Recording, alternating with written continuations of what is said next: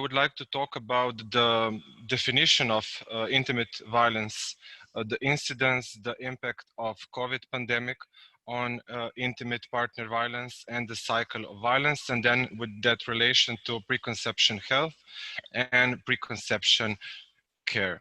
Um, the theme is very important, especially when discussing preconception health. For instance, each year I usually present to my nursing students within the course of women's health, besides the usual standard content, a slightly different topic.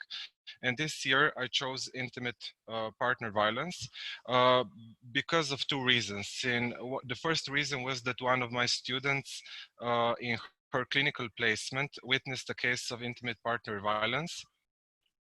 She saw cigarette burns on the perineum of a pregnant woman, and of course she was devastated, as was I when I was trying to counsel her and so on.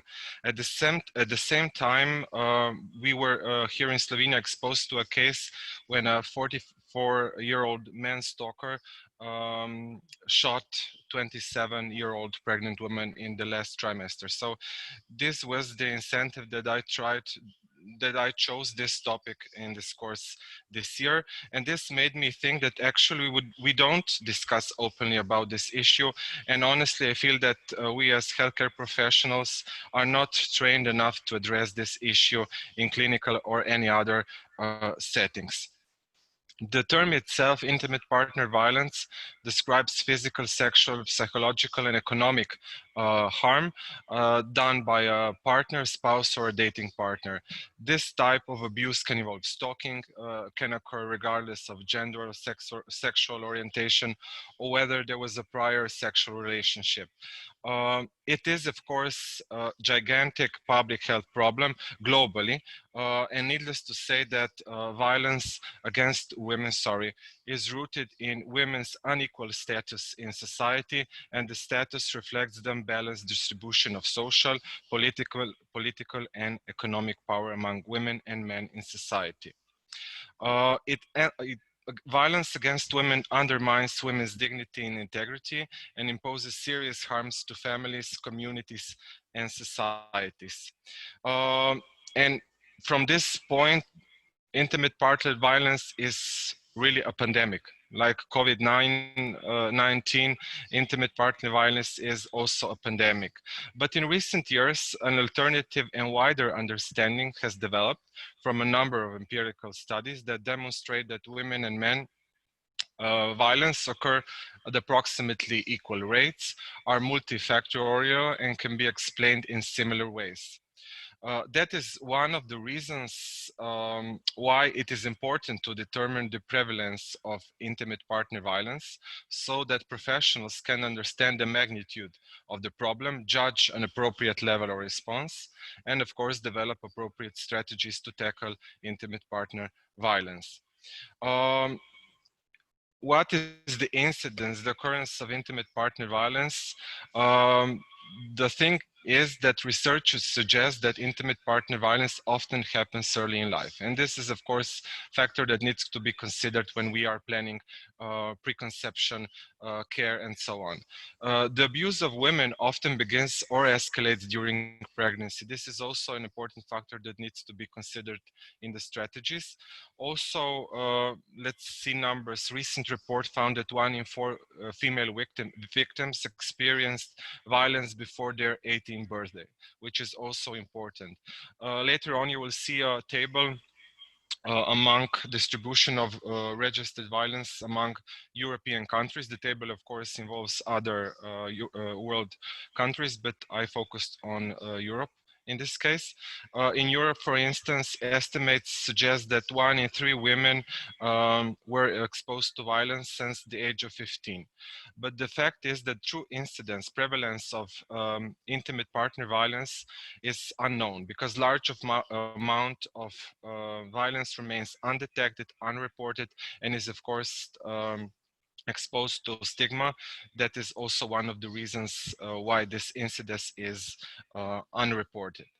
Here's the table that I mentioned previously, so I'm not sure how you can, if you see large or small numbers, but Ukraine, Moldova are the countries with the highest incidence within the last 10 years. You can see also, I don't know, participating countries, all the European countries that are in the table. As I mentioned before, here is also a link so you can see the incidence of other worldwide countries. But then the COVID-19 happened and things changed dramatically. Since the outbreak, emerging data and reports showed that all types of violence against women and girls, particularly domestic violence, has intensified. And this is also the thing that needs to be considered when planning preconception care. We also need to emphasize that COVID-19 pandemic had an impact on ending unmet need for family planning. And according to UN Population Fund, reports that COVID-19 critically undermined progress made in the field of reproductive health. This is also a fact that needs to be considered when planning preconception care. Another factor is knowing the nature of violence itself. In order to tackle this, we need to understand its nature. Sorry. This is the cycle that I would like to show you, the cycle of violence, of abuse, which was elaborated or designed by Leonore Walker in 1979.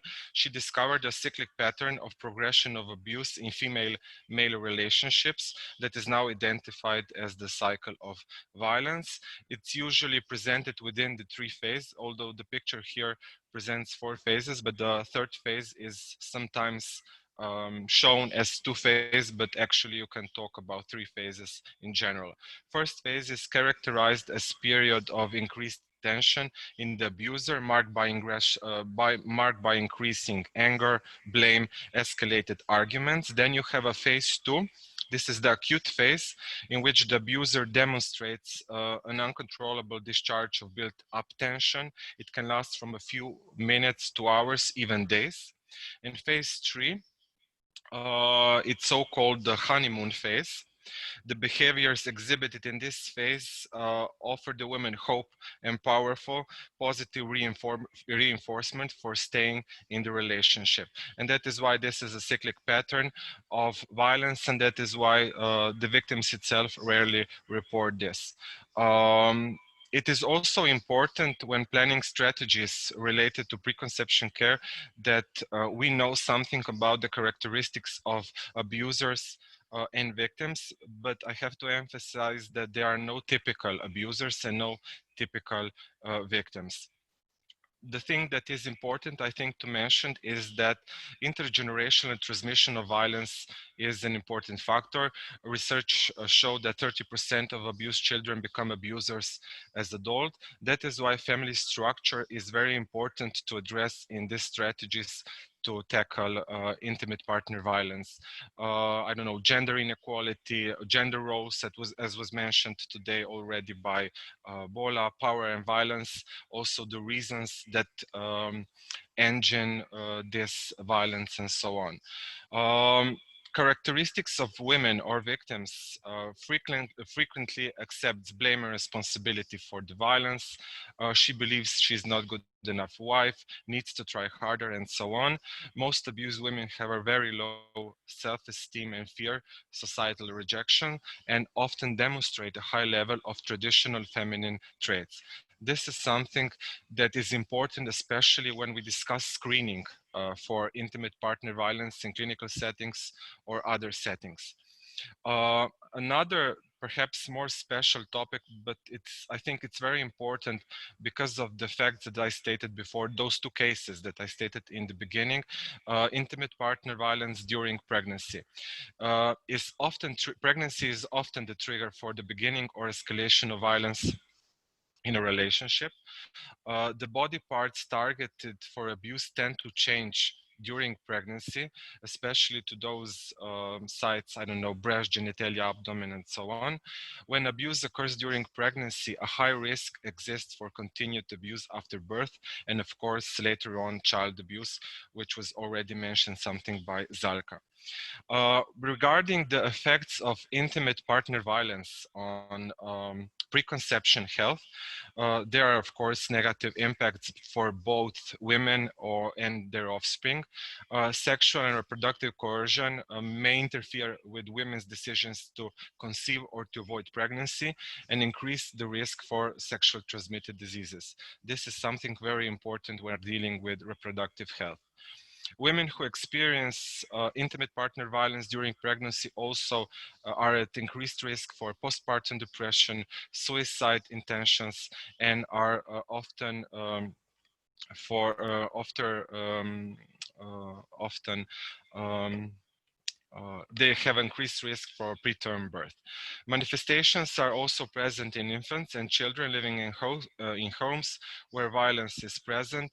And I won't repeat myself, but adverse childhood experience was already mentioned by Zalka. So this is also an important factor that needs to be considered again in the strategies.